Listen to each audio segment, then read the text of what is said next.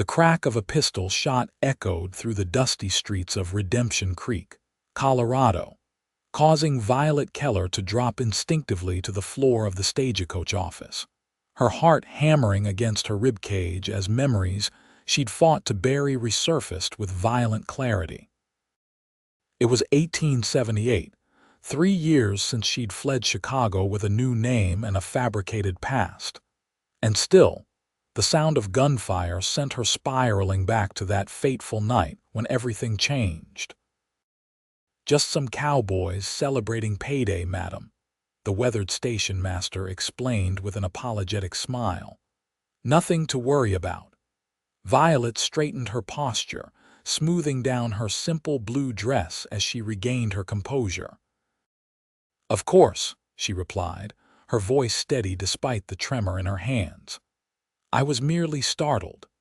The station master regarded her with curious eyes, no doubt wondering what a refined young woman like herself was doing traveling alone to a frontier town like Redemption Creek. It was a question she'd grown accustomed to deflecting with practiced ease. "Your position at the schoolhouse is all arranged," he continued, handing her a folded piece of paper. "Mrs. Holbrook will meet you there tomorrow morning. Your trunk will be delivered to the boarding house before sundown." Violet thanked him with a polite nod, tucking the paper into her reticule. Teaching wasn't her first choice of profession, but it was respectable work for a woman alone, and more importantly, it was far from Chicago and the men who would still be hunting for her. As she stepped out onto the wooden boardwalk, the late afternoon sun cast long shadows across the main street.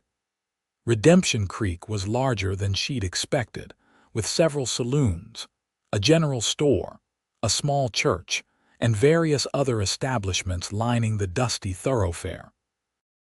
Men on horseback trotted past, tipping their hats when they noticed her, while women in calico dresses hurried to complete their errands before evening fell. Violet clutched her small valise tightly as she made her way toward the boarding house, her eyes constantly scanning her surroundings, a habit born of necessity rather than curiosity. She'd become adept at watching for trouble, at spotting the signs of someone taking too much interest in her. 3 years of running had taught her to trust no one, to keep her true self buried beneath layers of carefully constructed fiction. The Golden Sparrow boarding house was a 2-story structure with fresh yellow paint and white trim. A small sign hanging from the porch advertised clean rooms and home-cooked meals for respectable ladies. Violet took a deep breath before climbing the steps, rehearsing her story once more in her mind. "You must be Miss Keller," said a plump, gray-haired woman who appeared in the doorway. "I'm Mrs. Finch. We've been expecting you." "How do you do?" Violet replied with the slight southern accent she'd perfected over the years, another layer of deception to hide her true origins. "I hope I haven't arrived too late in the day." "Not at all, dear. Come in, come in." "You must be exhausted after your journey." The interior of the boarding house was clean and modestly furnished, with floral wallpaper and the scent of baking bread hanging in the air. Mrs. Finch led her to a small but comfortable room on the second floor, chattering all the while about the other boarders, the church social planned for the weekend, and how pleased everyone was that a new teacher had arrived so quickly after the previous one had left to get married. "Supper's at 6 sharp," Mrs. Finch informed her. "We've got 4 other ladies staying here, all very respectable, I assure you. No gentlemen callers past the parlor, and no gentlemen callers at all after 7 in the evening." "That sounds perfect," Violet assured her, relieved at the strict rules that would help maintain her privacy. After Mrs. Finch departed, Violet sank onto the narrow bed, allowing herself a moment of genuine emotion. She was tired not just from the journey, but from the constant vigilance, the never-ending fear of discovery. For 3 years, she'd been Violet Keller, orphaned daughter of a Virginia gentleman who'd lost everything in the war.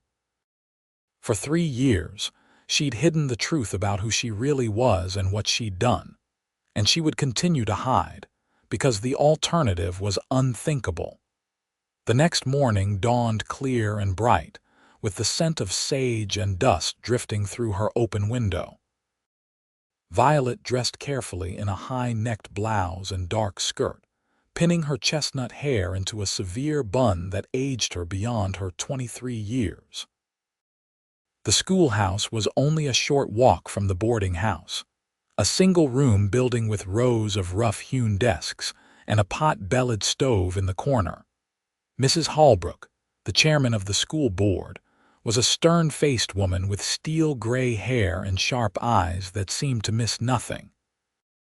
She questioned Violet thoroughly about her educational background and teaching experience, all of which Violet answered with well-rehearsed lies that contained just enough truth to be convincing.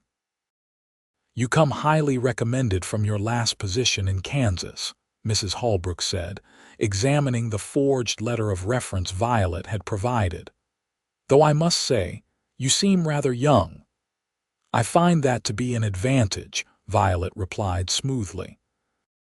"The children relate to me easily, yet I maintain proper discipline." Mrs. Holbrook seemed satisfied with this answer. "School begins next Monday. You'll have 28 pupils ranging from 6 to 16 years of age. I expect excellence, Miss Keller. Redemption Creek may be a frontier town, but we take education seriously." "As do I, Mrs. Holbrook. You won't be disappointed." By midday, Violet had familiarized herself with the schoolhouse and the curriculum requirements.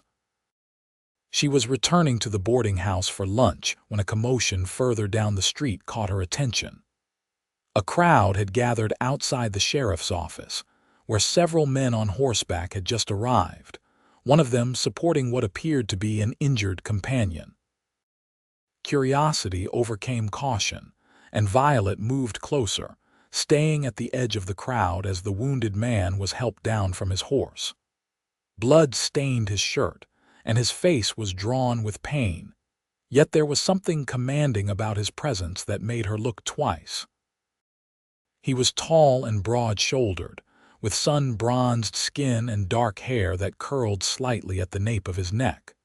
Despite his injury, he moved with the fluid grace of a man accustomed to physical labor. "Cattle rustlers again?" someone in the crowd asked. "Yeah," replied one of the men who'd ridden in with the wounded cowboy. "Caught him trying to drive off a dozen head from the north pasture. Xavier took a bullet, but he got 2 of them before they fled." Violet felt a chill run through her at the casual mention of gunplay and death.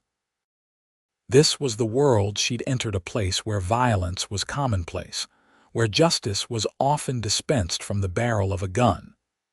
It reminded her too much of what she was running from. She was about to turn away when the wounded man, Xavier, they'd called him, looked up and caught her gaze. For a brief moment, their eyes locked, and Violet felt an unexpected jolt of connection that startled her with its intensity. His eyes were a startling blue against his tanned face, and they regarded her with curiosity, and something else she couldn't quite identify. Flustered, Violet looked away first, turning quickly and continuing toward the boarding house. She couldn't afford distractions or complications, especially not in the form of a handsome cowboy who seemed to attract trouble. Her survival depended on remaining unnoticed, unremarkable. The following days passed in a blur of preparation for the school term. Violet threw herself into the work, grateful for the distraction it provided from her constant anxiety. She arranged the classroom, reviewed the textbooks, and prepared her lessons with meticulous care. In the evenings, she kept to herself at the boarding house, politely declining invitations to join the other ladies for social calls or church functions. It was Saturday afternoon when she encountered Xavier again. She had ventured to the general store to purchase some supplies for her classroom, and was carefully counting her coins, Her financial situation was always precarious when the bell above the door jingled, and he walked in. He moved with a slight stiffness that suggested his wound was still healing, but otherwise seemed recovered. He wore a clean blue shirt, denim trousers, and a Stetson that he removed upon entering the store, revealing thick dark hair that fell across his forehead in a way that Violet found inexplicably distracting. "Morning, Mr. Jenkins," the storekeeper greeted him. "How's that shoulder?" "Healing fine, thanks to Doc Sullivan," Xavier replied, his voice deep and touched with a slight drawl that marked him as not being native to the West. "Just need some tobacco and writing paper." "Coming right up," the storekeeper said, moving to retrieve the items. Xavier's gaze wandered around the store and landed on Violet. Recognition flickered in his eyes, followed by a warm smile that transformed his rugged features. "Good morning, madam. You're new to town, aren't you?" Violet hesitated, instinct warning her to avoid conversation, to remain forgettable. But in a small town like Redemption Creek, standoffishness would only draw more attention. "Yes," she answered, keeping her voice polite but reserved. "I arrived earlier this week." "Xavier Jameson," he said, touching his fingers to his forehead in a respectful gesture. "Foreman at the Circle W Ranch." "Violet Keller," she replied, offering the minimum information necessary. "I'm the new school teacher." "Ah, I heard we had a new teacher coming. My boss's kids will be in your class, the Wilkins children. Good kids, though Tommy can be a handful." Violet nodded, unsure how to continue the conversation without encouraging further familiarity. She was saved by the storekeeper returning with Xavier's purchases. "Will that be all, Miss Keller?" the storekeeper asked, turning his attention back to her. "Yes, thank you," she said, placing her coins on the counter and gathering her purchases. As she turned to leave, Xavier spoke again. "Miss Keller, there's a town social after church tomorrow. Might be a good way for you to meet some of the parents of your students." Violet's instinct was to decline immediately. Social gatherings meant questions, conversations where she might slip and reveal inconsistencies in her carefully constructed background. Yet refusing would also draw attention, mark her as unfriendly or odd. "Perhaps," she said noncommittally. "Good day, Mr. Jameson." She could feel his eyes on her as she left the store, and something about his steady gaze unsettled her in ways she didn't want to examine too closely. That evening, as Violet sat by the window in her room, mending a tear in her glove, she found her thoughts returning to Xavier Jameson.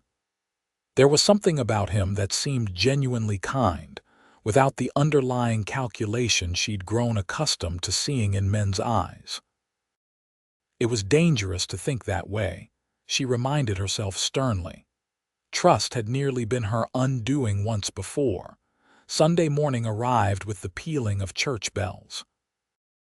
Violet had debated attending the service, but ultimately decided that absence would be more conspicuous than presence in a town where religion was taken seriously.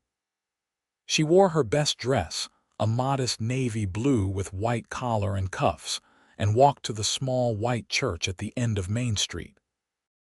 The congregation welcomed her warmly, with many introducing themselves as parents of her future pupils. She smiled and nodded, committing names to memory while maintaining the pleasant but somewhat aloof demeanor she'd cultivated. When Xavier entered, several minutes after the service had begun, he took a seat near the back, his gaze briefly meeting hers before she looked away. After the service, the social gathering began on the church grounds, with tables of food set up under shade trees and children running about playing games. Violet was speaking with Mrs. Hallbrook about the school schedule when Xavier approached, carrying 2 cups of lemonade. "Ladies," he greeted them, offering one of the cups to Violet. "Thought you might be thirsty, Miss Keller." "Thank you," she said, accepting the lemonade out of politeness, though the gesture of familiarity made her uneasy. Mrs. Holbrook looked between them with interest. "I see you've met our Mr. Jameson already, Miss Keller, one of the most respected men in the county, despite his youth." Xavier laughed, the sound genuine and unaffected. "Mrs. Holbrook gives me more credit than I deserve. I'm just a working cowboy who happened to earn the trust of a good employer." "Nonsense," Mrs. Holbrook said firmly.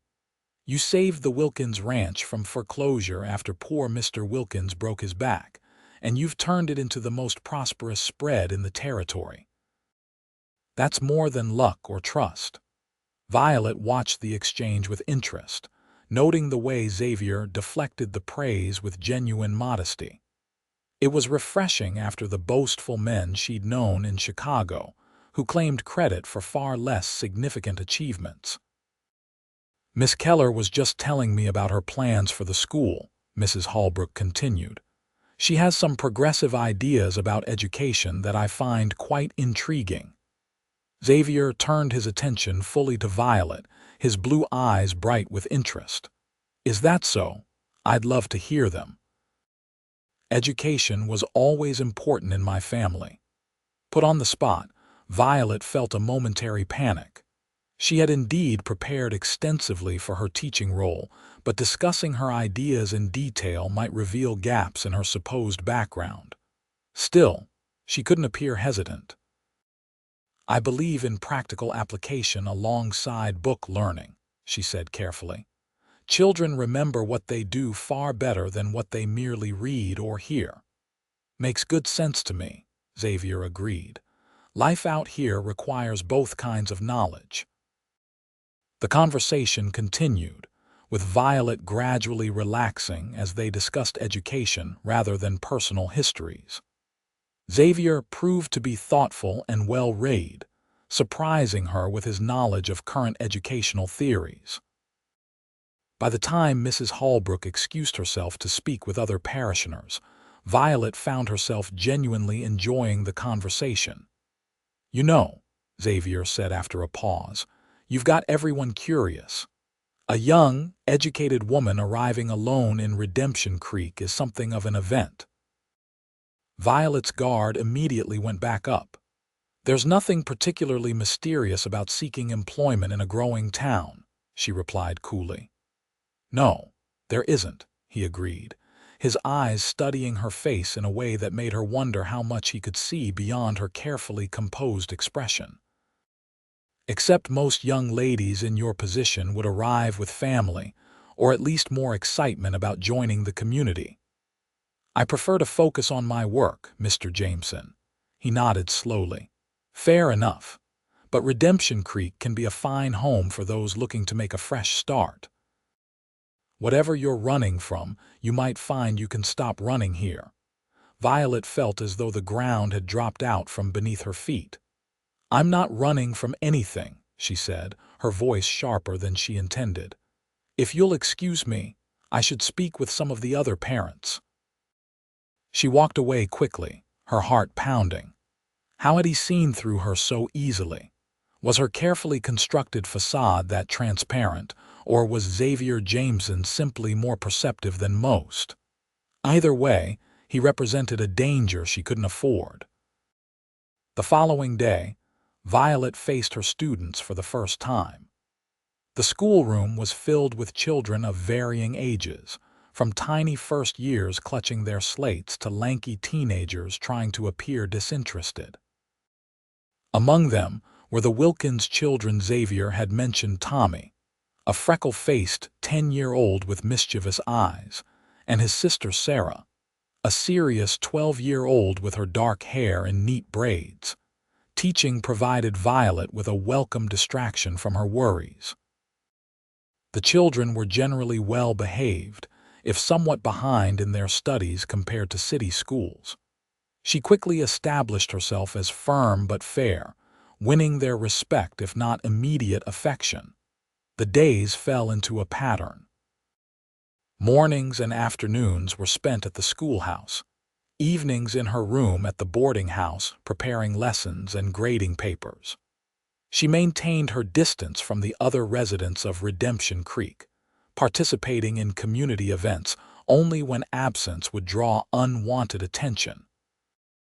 It was nearly 2 weeks after her arrival that disaster struck. Violet was walking back to the boarding house after school when she noticed a stranger standing outside the general store, studying a paper in his hand. Something about his stance, the cut of his coat, sent a chill of recognition through her. He was not a cowboy or a farmer, but a city man, the kind who might be hired to find someone who didn't want to be found. Violet ducked into the alley between buildings, her heart racing as she pressed herself against the wall. Had they traced her here? After 3 years of careful concealment, had her past finally caught up with her? Miss Keller, are you all right? She nearly screamed at the sound of Xavier's voice behind her. He stood at the mouth of the alley, concern evident in his expression. I'm fine, she said quickly, trying to compose herself. Just taking a shortcut. He didn't believe her, she could see it in his eyes. You look like you've seen a ghost. It's nothing. Excuse me, I need to get back to the boarding house. Xavier glanced toward the street, then back at her. Is it that stranger by the store, the one in the city clothes? Violet hesitated, torn between denying everything and the desperate need for information. Do you know who he is? She finally asked. Never seen him before, Xavier said slowly, but he's been asking questions around town, looking for someone from what I hear. The confirmation of her fears made Violet's knees weak. She leaned against the wall for support, her mind racing. She would have to leave immediately, abandon everything she'd started to build here. But where would she go? Her funds were limited, and each new identity, each new set of forged papers, cost money she didn't have. Miss Keller, Violet, Xavier said, stepping closer, his voice low and urgent. Are you in some kind of trouble? Because if you are, I might be able to help. She looked up at him, searching his face for any sign of deception or hidden motives. All she saw was genuine concern, and something else, a warmth that made her desperately want to trust him, despite all her instincts screaming against it. No one can help me, she whispered, the words escaping before she could stop them. You'd be surprised what's possible when you're not facing things alone, he replied, offering his hand. Come on, we can go out the back way, avoid the main street. I'll see you safely to the boarding house. After a moment's hesitation, Violet took his hand, allowing him to lead her through the network of alleys behind the businesses. His palm was warm and calloused against hers, his grip firm but gentle. It had been so long since she'd allowed herself to rely on anyone else that the simple act of following his lead felt strangely liberating. They reached the back of the boarding house without encountering the stranger. As they stood in the shadow of the back porch, Xavier released her hand reluctantly. Thank you, Violet said softly. Will you tell me what's going on? He asked. Who is that man and why are you afraid of him? Violet shook her head. I can't. It's better if you don't know, safer for you. Xavier's expression grew serious. I don't scare easy, Violet, and I don't like seeing you afraid. Why do you care? She asked, genuine confusion in her voice. You barely know me. I know enough, he said simply. I know you're kind to the children, even the difficult ones. I know you work harder than anyone I've ever met. And I know that, whatever you're hiding, it doesn't change the person I see in front of me. His words touched something deep within her, a longing for acceptance she'd buried along with her true identity. But she couldn't afford such weakness, not now. I need to pack, she said, turning toward the door. I have to leave town tonight. Xavier caught her arm gently. Running again? How long will you keep doing that? As long as I have to, she replied, pulling away from his touch. At least let me help you get away safely, he insisted. I can have a horse ready for you after dark, guide you to the next town over. The offer was tempting. Traveling alone at night was dangerous, especially for a woman. But accepting his help meant putting him at risk, and despite her determination to remain emotionally detached, she couldn't bear the thought of harm coming to him because of her. "I can't involve you in this," she said firmly. "I'm already involved," he countered. "Meet me at the livery stable at 9 o'clock if you want my help. If not—" He paused, his expression softening. "If not, then I wish you safe travels, Violet Keller, or whatever your real name is." Before she could respond, he turned and walked away, leaving her staring after him with a mixture of gratitude and despair. Back in her room, Violet moved mechanically, packing her few possessions into her trunk. Her mind raced with possibilities, none of them good. If the man searching for her was who she suspected, one of Victor Blackwell's hired investigators, then she was in grave danger. Blackwell, one of Chicago's wealthiest and most ruthless businessmen, had made it clear that she wouldn't lie to testify against him. The fact that she'd seen him murder a city alderman who threatened to expose his corruption made her a liability he couldn't afford. As darkness fell, Violet sat on the edge of her bed, her packed valise beside her. The boarding house had grown quiet. The other residents retired to their rooms for the evening. She had a decision to make: flee alone, as she had done before, or accept Xavier's offer of help. Logic told her to go alone. Every person who knew her secret was a potential threat to her safety. Yet something deeper, something she'd thought long buried, urged her to trust this man who had shown her nothing but kindness and respect. At 8:45, Violet slipped out of the boarding house through the back door, her valise clutched tightly in her hand. The night was clear and cool, with a bright moon illuminating the path to the livery stable. She moved cautiously, staying in the shadows whenever possible, alert for any sign of the stranger. The livery stable was dark and quiet when she arrived, the scent of hay and horses filling the air.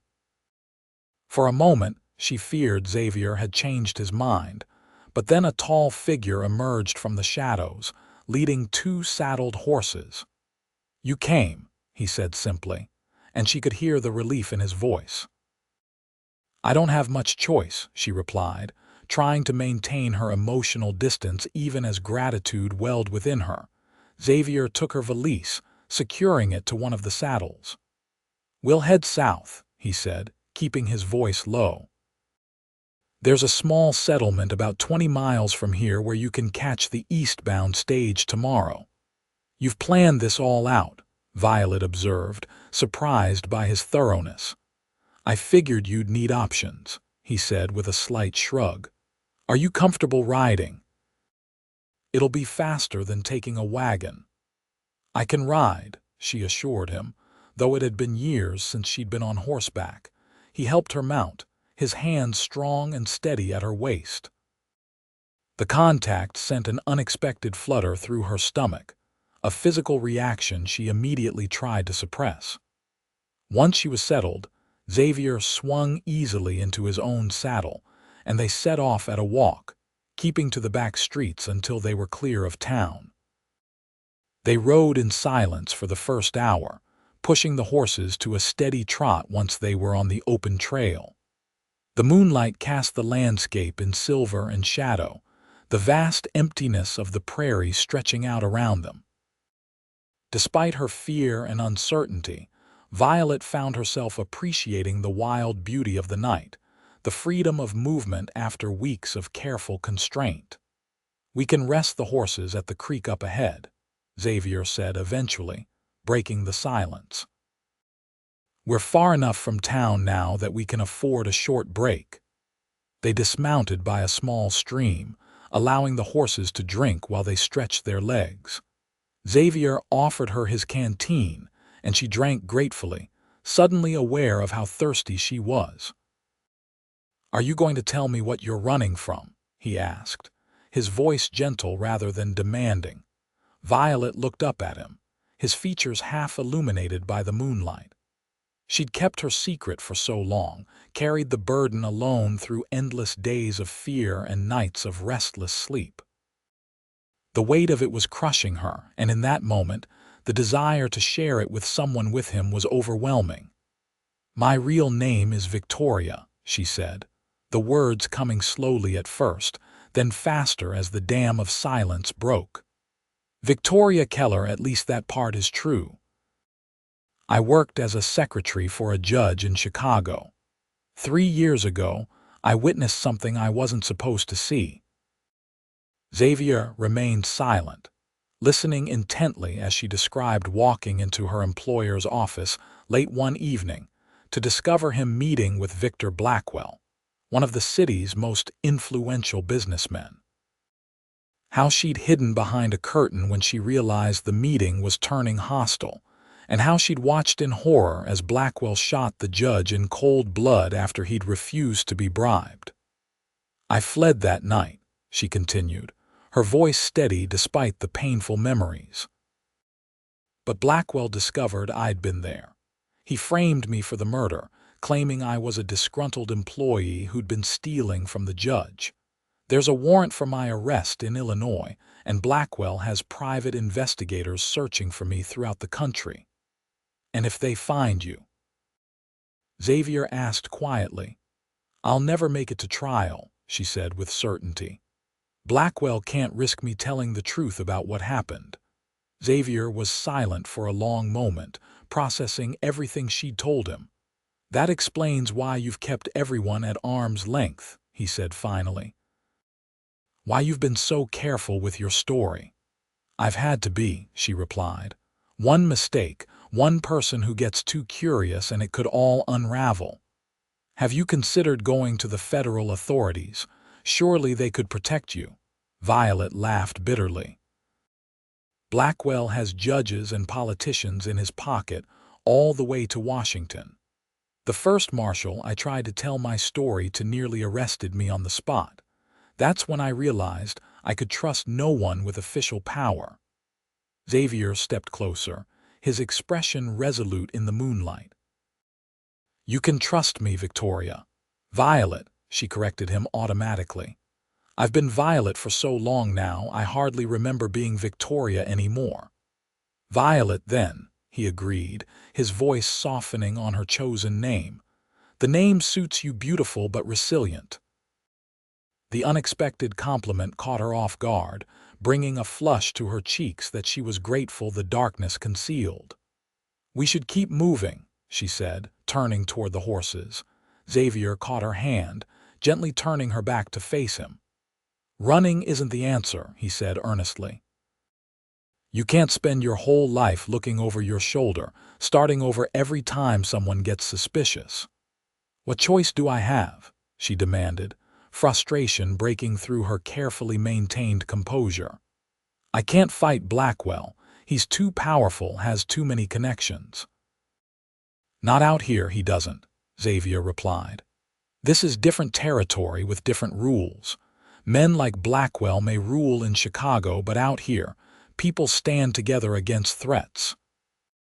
"You don't understand. I understand better than you think," he interrupted, his voice taking on a new intensity. "Before I came west, I was a lawyer in Boston. I saw how men like Blackwell operate, how they use their money and influence to stay above the law. It's why I left. I couldn't stomach being part of a system so easily corrupted." Violet stared at him in surprise. "You were a lawyer." A rueful smile touched his lips. "Hard to believe looking at me now, isn't it? But yes, Harvard educated and everything. I came west for a case involving land rights and never went back. Found I preferred honest work under an open sky to the closed rooms and closed minds of city courthouses. This revelation changed everything." Xavier wasn't just a kind-hearted cowboy offering impulsive help. He was someone who might genuinely understand her situation, who might have the knowledge to help her fight back rather than just flee. "Even if what you say is true," she said cautiously, "how could I possibly stand against Blackwell? I have no proof beyond my word, and he has wealth and influence. We start by getting you somewhere safe, Xavier said, his mind clearly already working on the problem. Not running, but hiding strategically while we gather evidence. Blackwell may be powerful, but no man is untouchable. There must be others who know about his crimes, others who might be willing to speak if they knew they weren't alone. We. Violet repeated, focusing on the word that had caught her attention. This isn't your fight, Xavier. He stepped closer, close enough that she could feel the warmth radiating from his body in the cool night air. I'm making it my fight, he said, his voice low and determined. Because in the week since you arrived in Redemption Creek, I've come to care about you, Violet. More than I should, perhaps, but I can't deny it. Her heart seemed to stop, then race forward at his words. She'd been so focused on survival, on maintaining her disguise, that she'd refused to acknowledge the growing attraction between them, the way her pulse quickened whenever he was near. You can't care about me, she whispered. You don't even know me. I know enough, he insisted. I know you're brave and resilient. I know you care about the children you teach, even knowing you might have to leave them at any moment. I know you've faced terrible things but haven't let them harden your heart. His hand came up to cup her cheek, his touch gentle as a whisper. Let me help you, Violet. Let me stand with you. The emotion in his eyes was unmistakable, and it cracked something open inside her, a door she'd kept locked for so long she'd forgotten it existed. Before she could overthink, before fear could reassert its grip, Violet leaned forward and pressed her lips to his. The kiss was tentative at first, a question more than a demand. Xavier responded with equal gentleness, his hand sliding from her cheek to the nape of her neck, drawing her closer. When they finally parted, Violet felt dizzy, as though the ground beneath her had shifted. That wasn't part of my plan for tonight, she admitted, a small smile curving her lips despite the gravity of their situation. Best unplanned moment of my life, Xavier replied, his eyes warm with affection. But it doesn't change what we need to do now. We can't go back to Redemption Creek, not with that investigator there.